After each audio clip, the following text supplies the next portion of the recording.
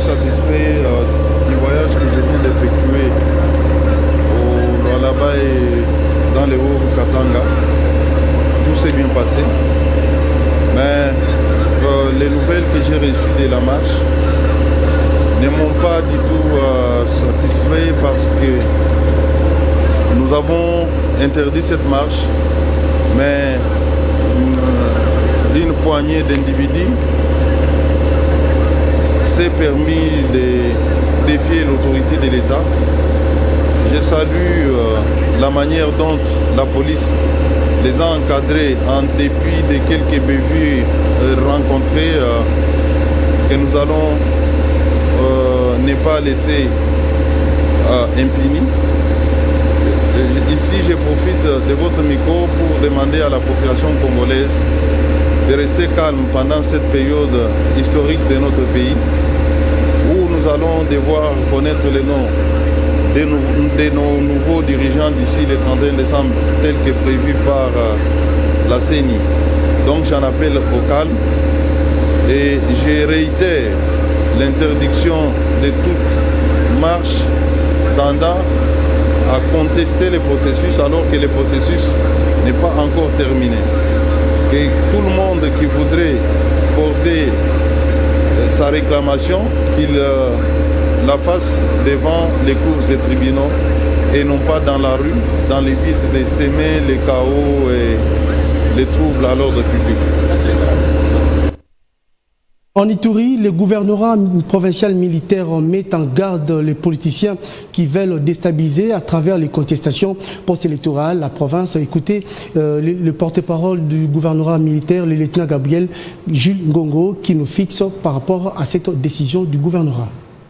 Étant donné que les forces armées de la République démocratique du Congo, sous le commandement du lieutenant-général Luboya Nkasha-Madjoni, ici en Ituri, nous avons mené un travail remarquable dans la sécurisation de personnes et de l'ordre et aussi pour stabiliser la province de l'Ituri. Alors aujourd'hui, nous ne pouvons pas accepter à aucun cas, qui que vous soyez, arriver avec des velléités déstabiliser notre province, en sensibilisant la population à se soulever contre une décision d'une organisation légalement établie. Faire le contraire, vous allez se heurter contre les forces de défense et de sécurité.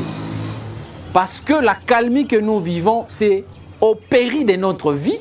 La modernisation de la ville que vous observez aujourd'hui, nous avons consenti beaucoup de sacrifices et nous avons déployé beaucoup d'efforts pour y arriver et pour observer ce que vous voyez aujourd'hui. Devant ce genre de déclarations, nous mettons en garde tous les politiciens et plus particulièrement au candidat député national Gratien de Saint-Nicolas. S'il continue à vouloir déstabiliser notre province, à vouloir manipuler les jeunes, à instrumentaliser les jeunes comme il en a fait pour les déplacer, il veut maintenant réitérer cela. Je le mets en garde et je l'exhorte d'abandonner ces chemins. Parce qu'il n'y aura pas une issue pour ce genre de comportement ici en Ituri pendant cette période. Les leaders communautaires ont ravivé la conscience collective, d'appeler leurs enfants à la retenue, d'appeler leurs enfants aux valeurs, à pratiquer le valeur républicain. Il y a eu des élections, il y a eu ceux-là qui ont voté et nous devons tous attendre le résultat. Et j'appelle toute la population de l'Ituri, au nom du gouverneur militaire, le lieutenant-général Luboya Nkasha-Madjoni, d'observer un comportement républicain. La mauvaise SSC salue ainsi la bravoure de ces observateurs qui, en dépit des cas de violence, des arrestations, de l'interdiction d'accès à certains bureaux de vote dont ils ont été victimes, ont pu collecter les données reprises dans cette déclaration. La MOE Senko SSC, grâce au dispositif de comptage parallèle de voix qu'elle a mis en place, constate qu'un candidat s'est largement démarqué des autres avec plus de la moitié des suffrages à lui seul. Eu égard aux conditions dans lesquelles les scrutins se sont déroulés, la MOE demande particulièrement à la CENI, pour rassurer les différentes parties prenantes, de préciser le nombre de bureaux de vote qui ont ouvert le 20 décembre 2023 et ceux qui ont ouvert après cette date, en informant aussi sur le nombre de bureaux de machines à voter et de bulletins qui ont été utilisés régulièrement. L'acceptation des résultats par les parties prenantes passe aussi par le respect des dispositions pertinentes de l'article 71 de la loi électorale. Cela étant, la MOE exhorte la CENI à ne publier les résultats provisoires que sur la base des résultats consolidés dans tous les centres locaux de compilation des résultats CLCR. Incident majeur, les élections générales s'étaient bien déroulées dans la province du Lualaba. Hommes et femmes à l'âge de voter s'étaient appropriés de ce processus en répondant massivement aux urnes le 20 décembre, date fixée par la CENI, conformément à la loi électorale. Le processus s'est très bien passé, en l'espace de 5 minutes, même moins de 5 minutes. J'avais déjà fait mon vote et donc voilà, je suis très très satisfait du processus.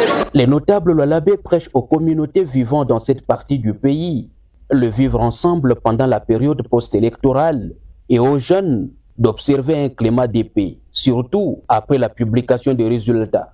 Nous, en tant que cadre de la nouvelle société civile congolaise, nous demandons à tous nos compatriotes d'être apaisés, de cultiver le vivre ensemble, de cultiver la paix, parce que dans chaque élection, il y a toujours un gagnant et un perdant. Voyez-vous? Donc ce n'est pas le moment d'attiser la haine ou soit de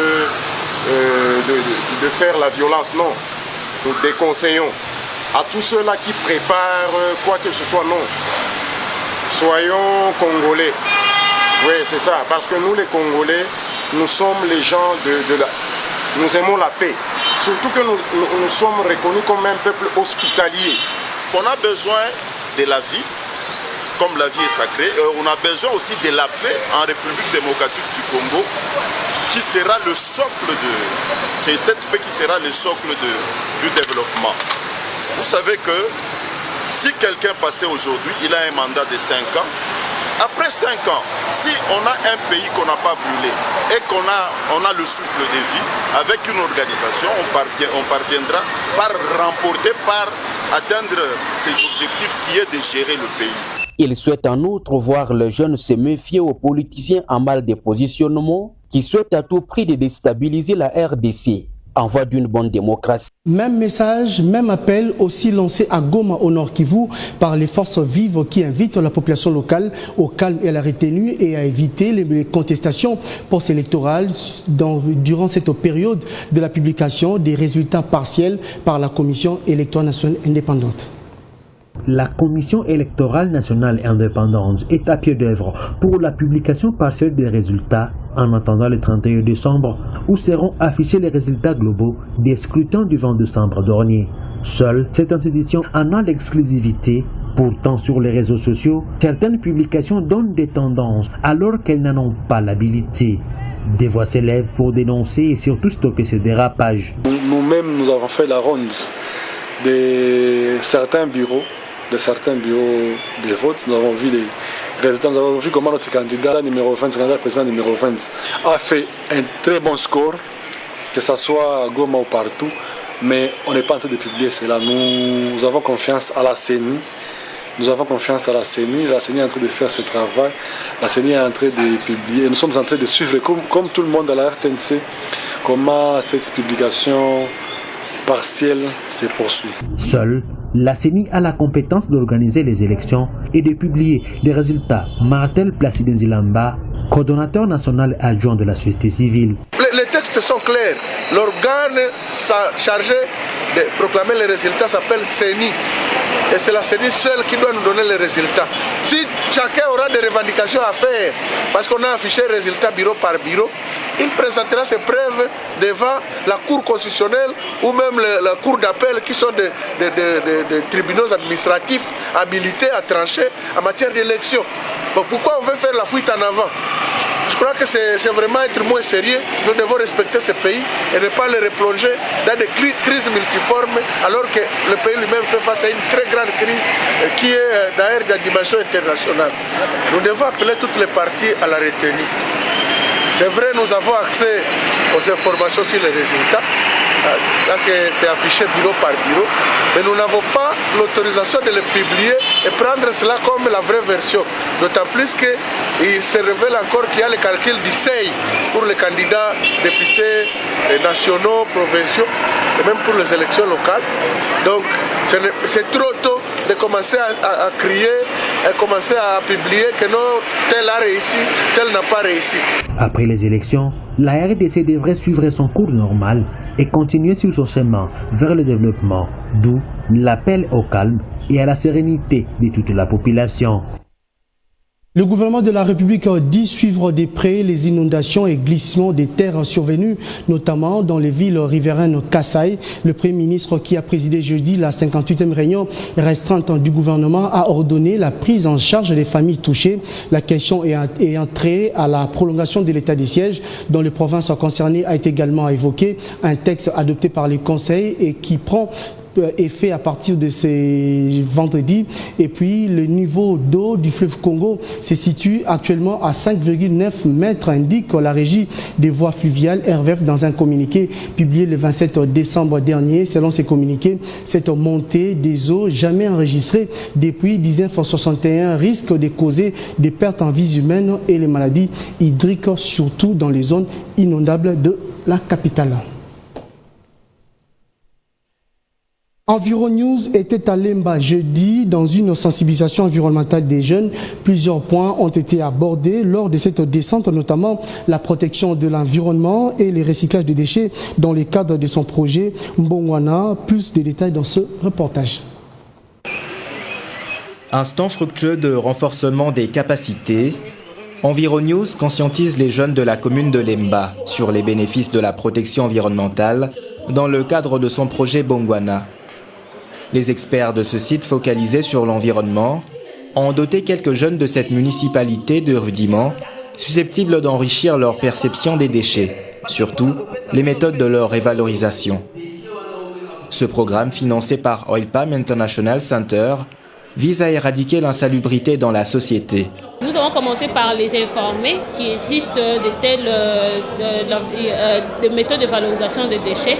Je pense qu'ils vont ils vont le prendre en considération. Parce que, étant que pédagogue, lorsque nous parlons à la jeunesse, nous savons voir l'intéressement, comment est-ce que ces jeunes s'intéressent.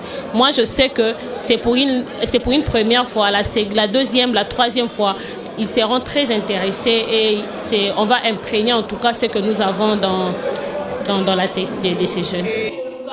Un moment qui vient booster la culture d'assainissement et pencher cette force de la société sur l'amélioration quotidienne de son milieu ambiant. Et nous les avons expliqué les différentes orientations de ces déchets par rapport au compostage, comment est-ce qu'on peut transformer tous les déchets biodégradables par compostage. Après la commune de Kasavubu et ici celle de Lemba, Environews sera dans la commune de Mangafula. Sa démarche a pour finalité offrir à un bon nombre de jeunes de la capitale congolaise une saine éducation environnementale. Le ministère de la Santé en partenariat avec Sanru, favorable à la campagne de distribution gratuite des moustiquaires imprégnés d'insecticides à longue durée d'action dans les ménages de Kinshasa afin d'atteindre tous les bénéficiaires finaux d'impact attendu.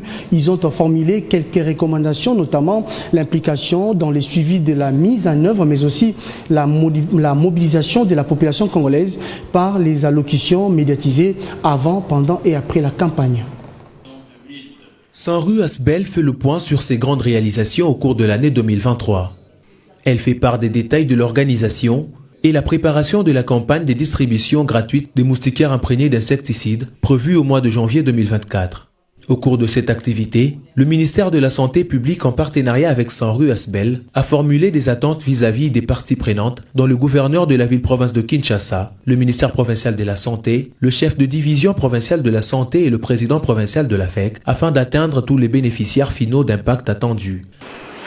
Nul n'ignore que le paludisme est l'une des fréquentes maladies infectieuses qui pose un problème sanitaire public important partout dans le monde et particulièrement en Afrique et en Asie, dont plus de 3 milliards de personnes sont exposées à des risques d'infection dans 109 pays. Et cela, plusieurs stratégies ont été mises en place pour lutter contre cette maladie et limiter les complications néfastes qu'elle provoque dans le monde. Et notre pays aussi n'est pas épargné de cette tragédie.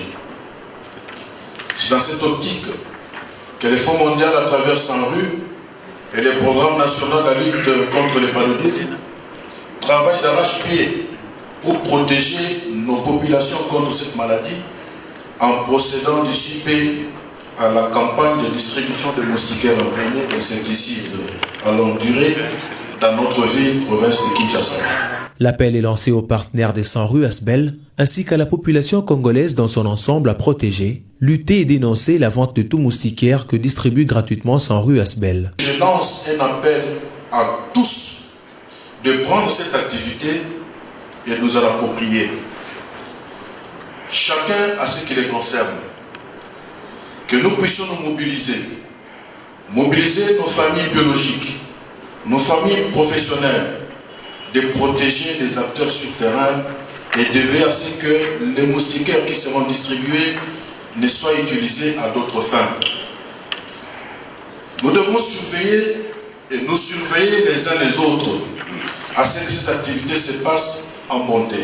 La délégation centrale de Kinshasa a affiné les responsabilités des parties prenantes par la signature d'un acte d'engagement solennel des autorités politico-administratives à la campagne des moustiquaires imprégnés d'insecticides. Le secrétariat général du ministère de l'économie nationale a enfin obtenu ses propres installations dans une parcelle acquise par le gouvernement de la République sur l'avenue Mondjiba dans la commune de Kintambo après l'incendie de l'an dernier qui avait causé la perte d'innombrables matériels. Ces nouveaux locaux vont permettre à une centaine d'agents et cadres de mieux travailler afin de répondre aux attentes du ministère de l'économie nationale. Avec ses 64 bureaux, une salle de réunion, 42 installations sanitaires, un parking de 50 véhicules, le secrétariat général du ministère de l'économie loge désormais dans ses propres bâtiments, acquis par le gouvernement congolais. L'inauguration a eu lieu en présence de plusieurs personnalités du gouvernement. Le secrétaire général à l'économie nationale Célestin Tuité, le ministre de l'économie Vital Kamerhe, celui des finances Nicolas Kazadi et le ministre de la fonction publique Jean-Pierre Liaou. J'avais dû convoquer effectivement une réunion de crise dans mon office avec le ministre d'État, le ministre du TPA, le ministre de l'économie intérieure, le ministre des Finances, ainsi que lui-même le secrétaire général, afin de trouver une solution durable, en l'occurrence trouver un bâtiment public devant abriter le secrétaire général à l'économie. Pour le ministre de l'économie nationale, cet ouvrage traduit la volonté du chef de l'État et du gouvernement d'améliorer les conditions de travail des agents de l'administration publique.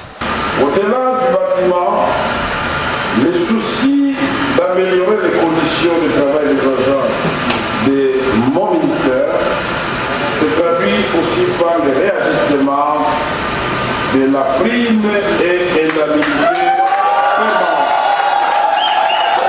Le dernier salaire passe de 75 000 francs à 1 million.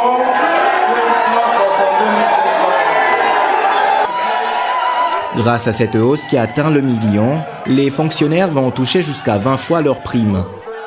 Muni de cette motivation, Vital Kamerhe a invité le personnel de ce service à travailler efficacement pour promouvoir l'économie du pays.